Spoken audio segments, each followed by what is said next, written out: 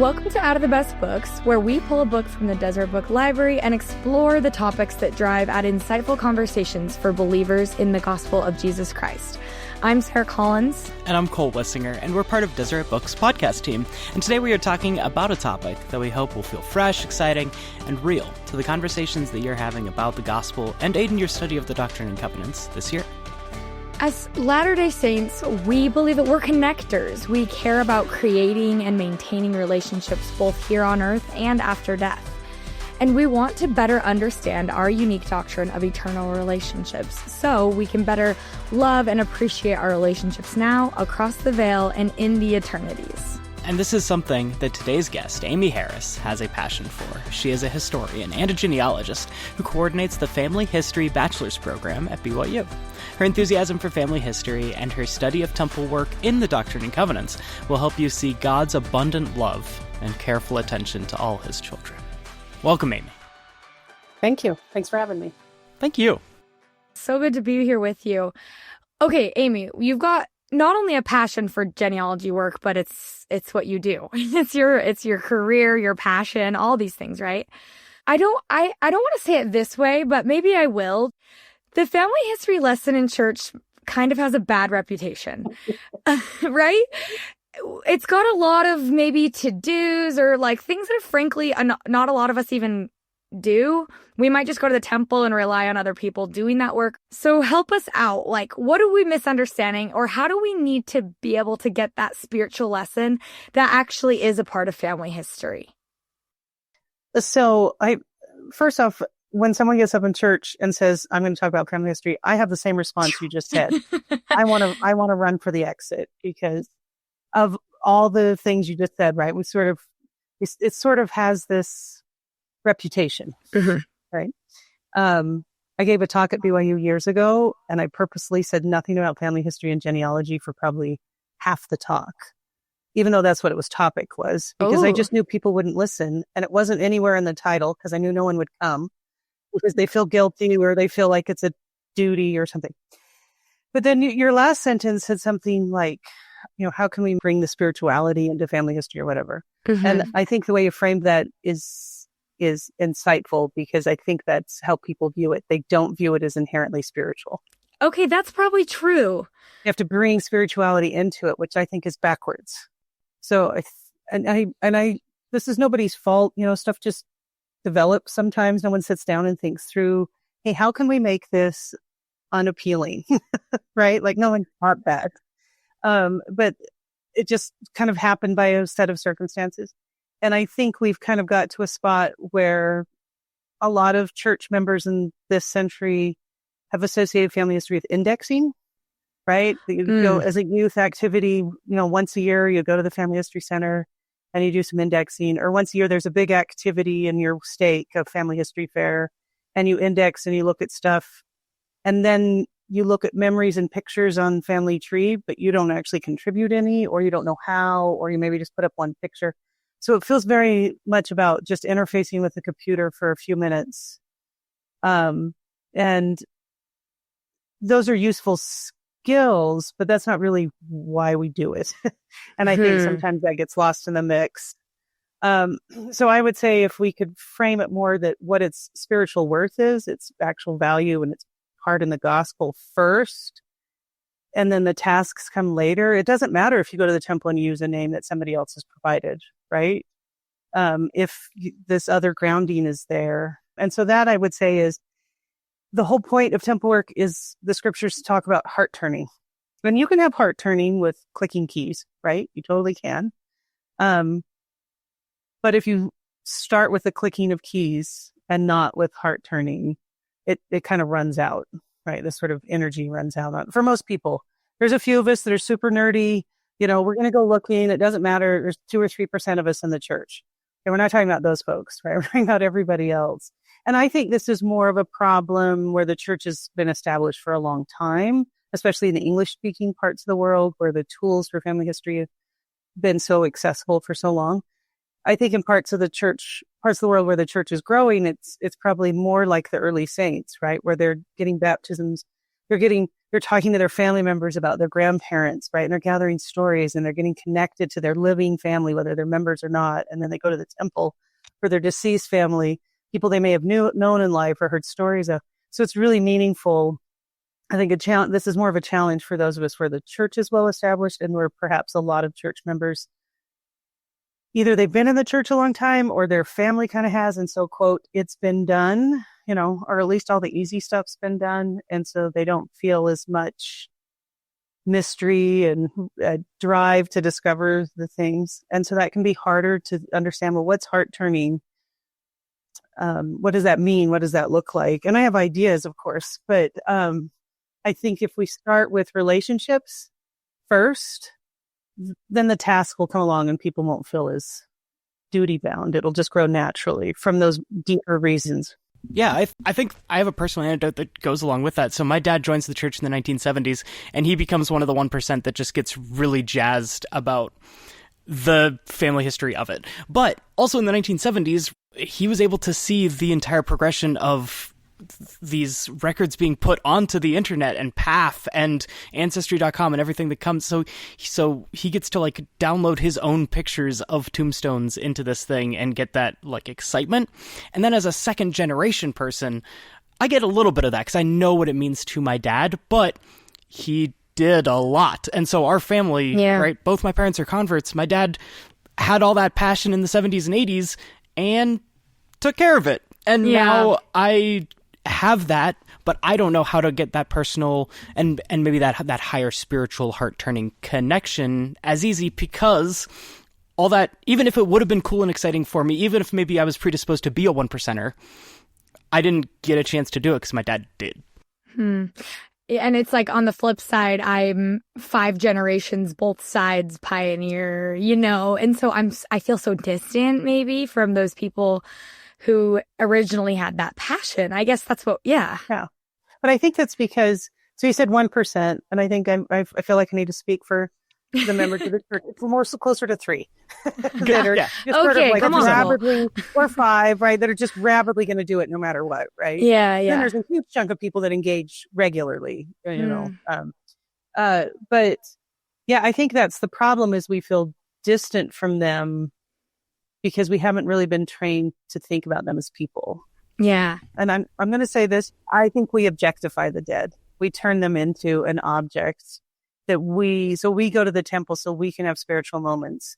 And the dead, literally the piece of paper, is just an object. It's just a ticket. And that just, you don't have a relationship with that person. You're not learning anything from them. You're not connecting to them. So you can still have a spiritual experience in the temple, obviously. But there's no heart turning going on if you're just like, well, this is my ticket to get in to do a session or do an ordinance. So I think there's lots of little ways. Like, I'm seriously, you can stand there with the piece of paper and just think about the dates and the place and think, okay, it doesn't matter if you don't know anything about that time and place. You can imagine, right? You can see, oh, they lived to 35 or 85. I wonder if they lived in a city or in the country, right? You can just imagine and think through, if I could meet them, what would I ask them? If I've heard some people say they sort of look at the piece of paper and they say, oh, I'm going to ask you to join me today as I go through the temple, right? To ask the person for whom you're there. And so you could do it right there at the temple. If it's from ordinances ready, or if someone in your family or your ward or your state gave you the name, I think you can take 10 minutes before you leave for the temple and look at their profile and family search and see the attached documents and see they had 3 kids, or they never married, or they immigrated, or they were mixed race, or they were wealthy, or they were poor, or whatever, right? And you just take a little bit of that personality. Doesn't matter if they're related to you. I mean, it's great if they are, right?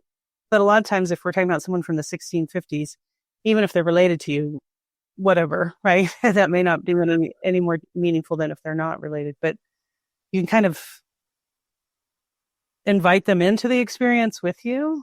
So humanize them. Yeah, that doesn't take any research, doesn't take any genealogical knowledge or expertise. But it takes an engagement at the relationship level. And I think that makes it more meaningful for people. Amy, I appreciate that.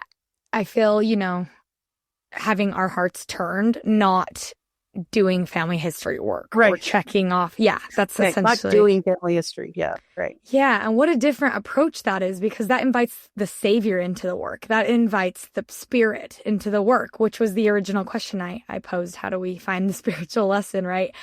Can I back us up a couple steps? You were talking about the early saints, or perhaps countries or parts of the world that are feeling that excitement or that invigoration of this unique doctrine to our restored gospel, that we redeem the dead. How did this lead you into like what you learned in the Doctrine and Covenants and found in the Doctrine and Covenants? What was the starting point for you? The project starting point was someone at the Maxwell Institute putting together their series, right?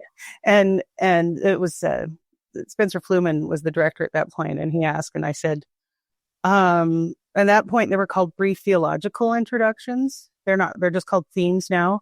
But at that point it had theology in the title. And I said to him, I have no training in theology. I have no training in religious studies. I have no training in divinity. I have no training in American religious history. I don't have training in American history. I don't have training in religion or Mormonism, right? The church's history. So I'm trained in 18th century Britain. What do you want me to do with this? And then he sort of pointed out, but don't you kind of want to talk about this? Because don't you talk about this all the time? Isn't this what you teach all the time? And I was like, okay, fine. So it's good theology's not in the title anymore, because it's more me sort of riffing on what I found. So I read the Doctrine and Covenants pretty quickly in a row there, right? Just taking notes about any place I saw something that I thought connected with the family of the dead. And what stood out to me, I mean, I've read section 124 and 128 and 138, 136, these ones about redeeming the dead and baptism for the dead and stuff a lot of times. But what stood out to me reading the whole Doctrine and Covenants with that in mind was, I knew this, and I'm going to say it and you're going to know it, but we don't really frame it this way. We kind of talk about the history of family history and temple work in the church as sort of Joseph Smith's revelations and then roots check. And we forget that there's 200 years between there. And so what stood out to me is, of course, the church is not engaged in any genealogical project for its first 64 years. That is not part of the church, right? Individuals are engaged in it. Wilford Woodruff and Orson Pratt are hardcore. They are the only people talking about it in general conference before 1894, right? Nobody else. Other people go on sort of self-directed genealogy missions and stuff. There's little bits and pieces, but it's not a church program. And they never talk about temple work and family history in the Doctrine and Covenants, obviously. They talk about baptisms for the dead and redemption for the dead, right? But it's always baptisms for the dead. It's not even about sealings in the Doctrine and Covenants. There's stuff during that period that's talked about with and they describe child to parent sealings as the top sealing ordinance. There's baptisms for the dead initially. Later on, then we add sealings afterwards. But so that really stood out to me, that we're talking about redeeming the dead. And Joseph's all about they need us and we need them to be saved. And there's just nothing about tasks. There's just nothing about, it's all about some sort of connection and and power. And then section 128 is explicit. The baptisms for the dead was instituted before the foundation of the earth. So before there's any dead people. And if you read some of the verses, it's pretty clear that baptism for the dead was instituted first, and then baptism for the living, and baptism for the living is supposed to remind us of baptisms for the dead. And to me, when I read that, and I read this essay by Jenny Webb about it, that like, how many times have I read this section and missed that? And there's a quote from President Nelson from, 10 years ago that sort of points that out and moves on. I'm like, how have I missed this, given this is what I do? But that to me said, okay, what we're doing here is not, can I take a bunch of names to the temple? Can I checklist things off? Can I click green temples on Family Search, Family Tree? It's, am I engaged in the work of salvation? And of course, Christ saves us, but that little piece of understanding someone from the past, offering an ordinance, and learning from them into the living, right? So that those of us living benefit as well. That's redemption for the dead, right? That's a redemptive work that softens our hearts and turns our hearts. And that just really stood out to me in the Doctrine and Covenants. That kind of gets blurred over when we when we sort of fit it into the framework of 200 years of history of genealogy, we miss that kind of early experience, that early phase, I guess. So I want to make sure that we also don't just mention this and move on. Let's live on this for a second, that the doctrine has been there. And this is more important than the tasks that we do. And I feel like the 2025 church, capital C church, is rife for this sort of a reexamination of what family history can be, because there's been so many other examples, especially in the time of President Nelson, reminding us that the importance of all of these spiritual things is not in the things that we do, but in the way that we go about doing them. And so how can we present, if this becomes your task on a fifth Sunday, how can we best present this in the spiritual way that it was being done in the early church, and that it can be done now? Well, that's a good question, because I've given my fair share of Fifth Sundays, and I'm not sure I've ever been successful. Even if I try to couch it, even if I try to start with all this stuff. And any idea? We can spitball here, because we don't have the answers either. Right.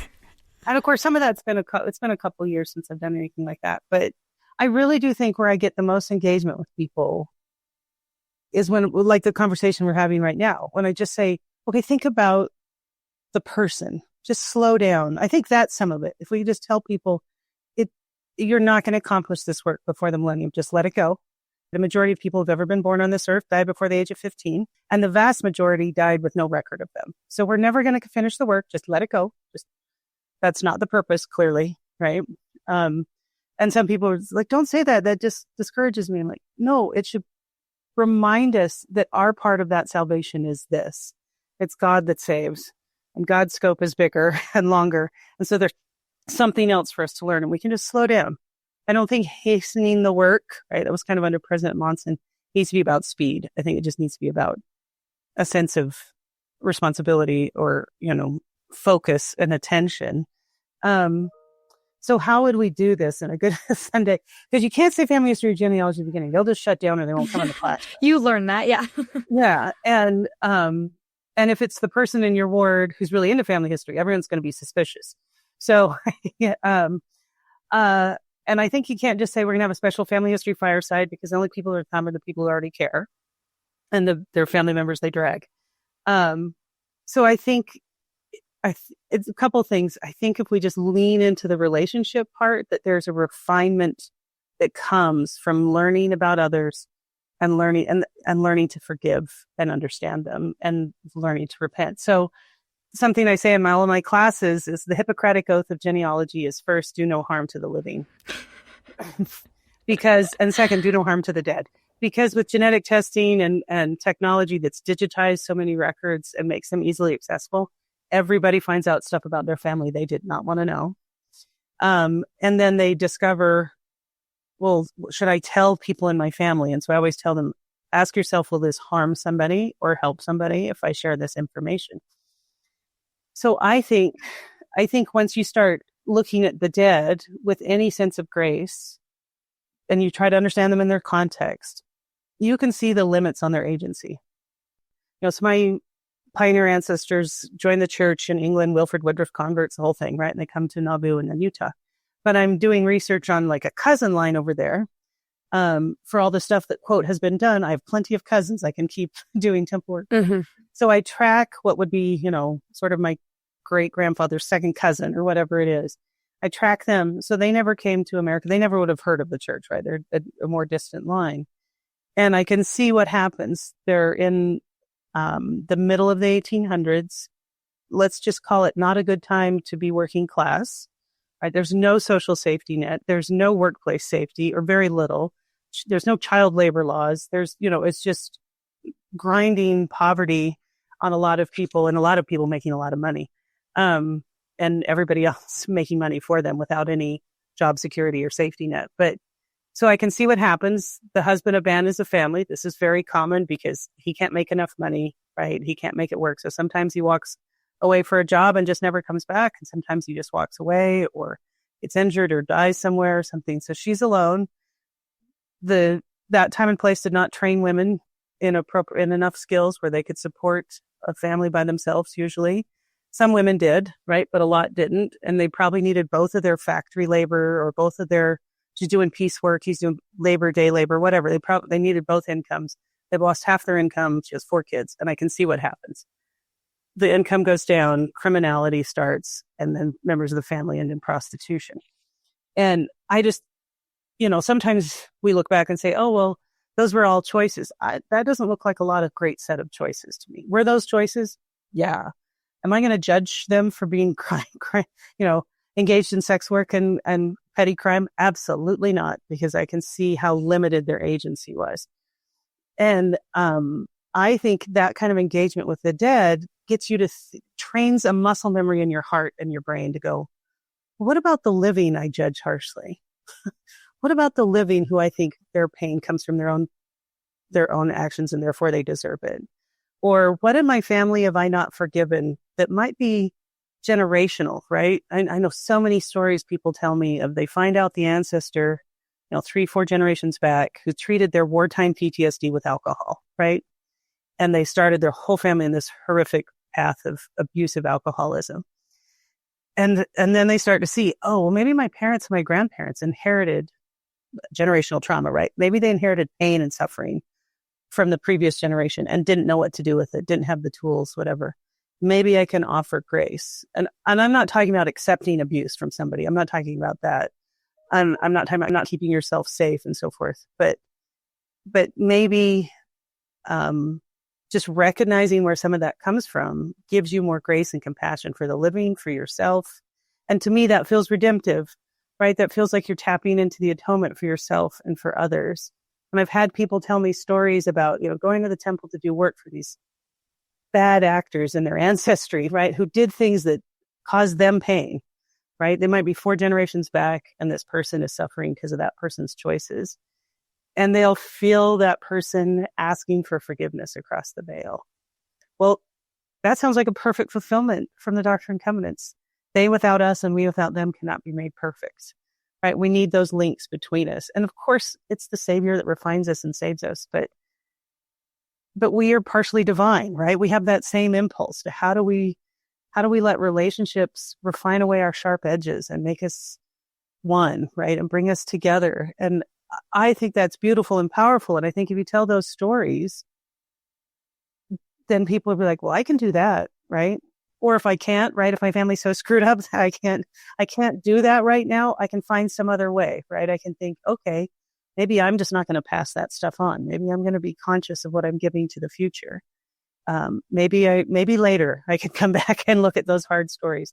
Or I've had people tell me that they've inherited physical and sexual violence and abuse in their family.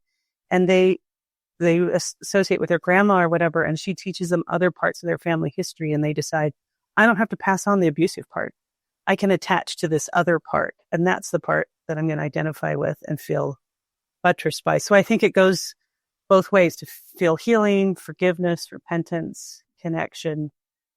And I think a lot of people, if you did that on a fifth Sunday and you'd never even opened a laptop and talk about a website or records, you could build from that, right? You could say, okay, sometimes this might require emotional resiliency. Sometimes this might require reading a document.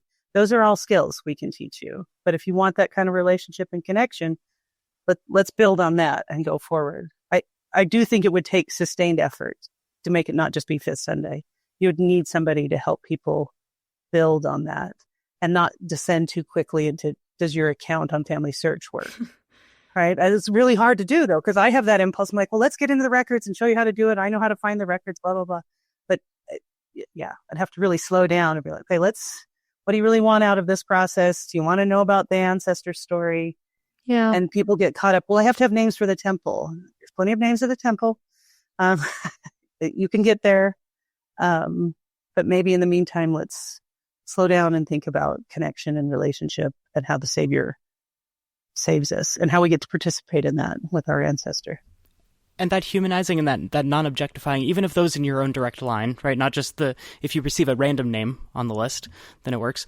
But it also can work in the reverse way of you were talking, where sometimes the only stories that get passed down from our ancestors are the perfect ones and the really funny ones and the great ones, and that these were heroes, because if your parents maybe weren't really obviously abusive, sometimes it just ends up being your parents are your heroes. And if that gets passed on over and over and over, and eventually you find out that your great grandfather was much more flawed than you were led to believe through stories, that can be a hard thing to understand too if you haven't been humanizing, if you've just been viewing them as this statuesque patriarch of the family, whatever. I think that's a really good point. I immediately have an image of like the statue in the town square. Yeah. And that's not a person, right? That's an ideal of a person, or it's a part of their story. Yeah. Yeah. I think it's tricky. For historians, we do this work all the time, and family historians that have been engaged in their own family research, they do it all the time too, where they're sort of, okay, nobody's going to come out heroic, but it's going to be pretty odd if I only come out with villains. Right. So even the person that does bad things, you can usually understand the context. They're still accountable for the consequences of those. And you can still forgive them and say, well, I'm not going to engage in that same behavior. But yeah, it can be really hard when someone gets knocked off the pedestal. And I think we'll be better prepared for that if we're just like, yeah, chances are we're not going to be on the pedestal either for somebody 100 years down the road. They're going to find out stuff we believe and think, how could they be that narrow-minded, or how could they be that stupid, or whatever it is? And so, yeah. And I know that's hard for some people. And, this is where this work has to kind of be individualized, right? Mm-hmm. The ward or state consultant might need a little more training in emotional intelligence sometimes than in research, so they can help people sort of navigate that and say, okay, if this is going to be where you just cannot engage that grandpa or great grandpa did something, or great grandma, we can set that aside for a minute and we can do something else and you can come back. I don't think there's a blanket answer for when people discover that kind of stuff. Right. I just keep going back to that is turning your heart to your fathers and the fathers to the children.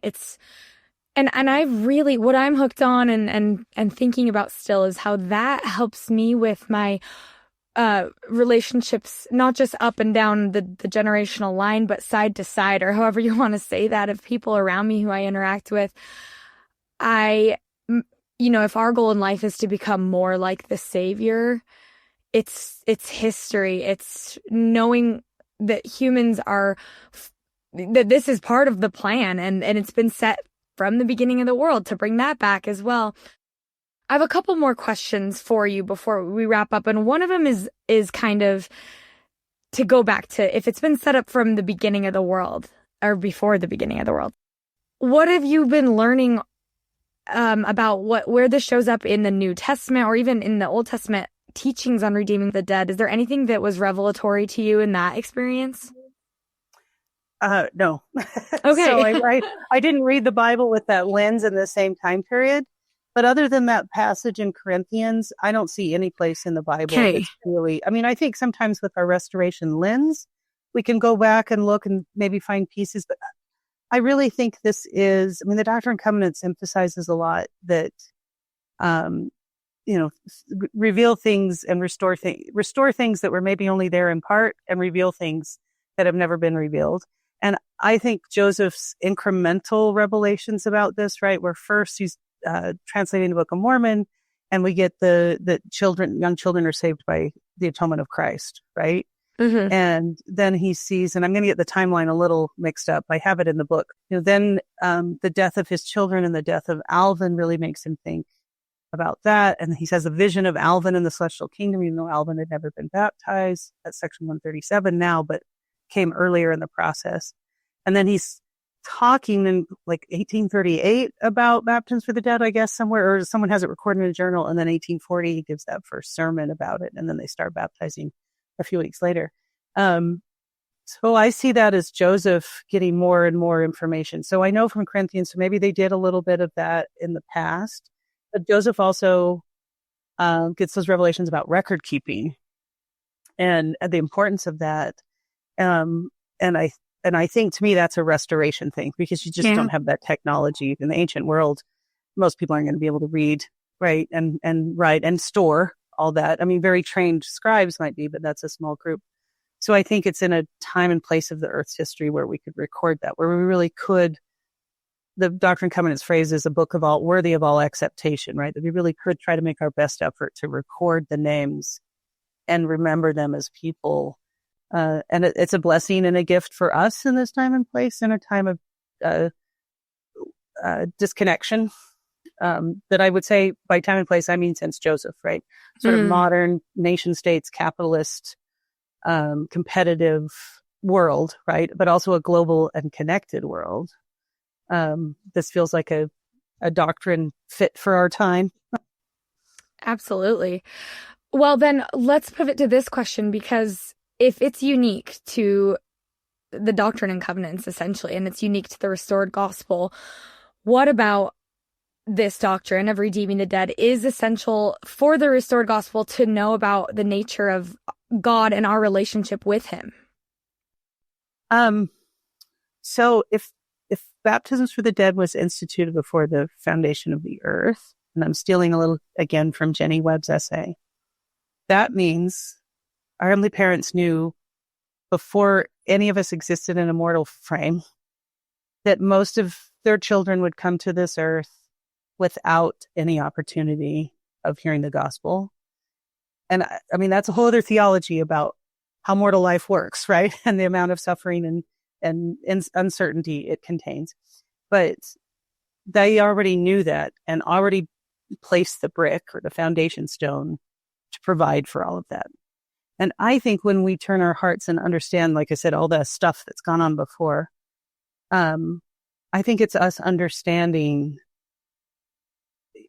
there's something about encountering other suffering that's really hard, but is apparently divine, because we believe in a God that weeps and a Christ that weeps, right? And the very earth mourns, right? There's something about suffering that somebody else, that being able to understand and connect with someone else's suffering, I think is divine, because it just refines away selfishness, right? And it just connects you to somebody in this transcendent way.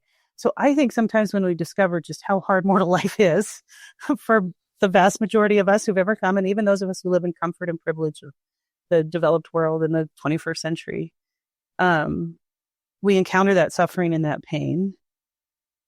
You can choose to be angry and continue to hurt, and you can choose to say, well, can this hurt lead me to Christ? Can this lead me to God? Can I believe in a merciful and a just divine power that will fix all of this pain, the pain that we all cause each other or that mortal life causes? Do I really believe the atonement can fix all that? Do I really believe the atonement can heal all of it? And I, of course, believe that. And I think I have to believe that in the 21st century, because there is no other way to accept the suffering that comes with mortal life. And family history forces me to confront that. And it's not just the pretty butterfly version of the atonement. It's in the nitty gritty of like, wow, this is really hard stuff. And even the most heroic ancestor is still in some really hard stuff. And I am too, right? And I'm going to say and do horrible things that I would hope better of. And horrible things and pain and suffering come my way. And so it's not just that I have to, something inside me connects to that. Well, because this was accounted for in the plan from the very beginning, we have not been left alone without mercy and grace and healing. And, there's the passage in Revelation about God will wipe all the tears from all the eyes, right? That mortal life, the pain and suffering of mortal life will be redeemed, will be healed. And family history forces me to engage with that part of the atonement in a way that I hope makes me better at treating the living. And that just highlights the mercy of the Savior. That even just brings that to the forefront of this conversation. Thank you again, Amy. That was wonderful. Thank you. You got me to think in some different ways. Thank you. If you want to hear more from Professor Amy Harris, check out her book, Themes in the Doctrine and Covenants, Redeeming the Dead. And remember, don't let that title put you off. As we just talked about, there are so many beautiful ways to celebrate this core doctrine of our restored gospel. So you can find her book at your local Deseret bookstore or online at deseretbook.com, or download the Deseret Bookshelf app now, where you can read this entire series of themes in the Doctrine and Covenants, including Amy Harris's. We'll see you next time on Out of the Best Books.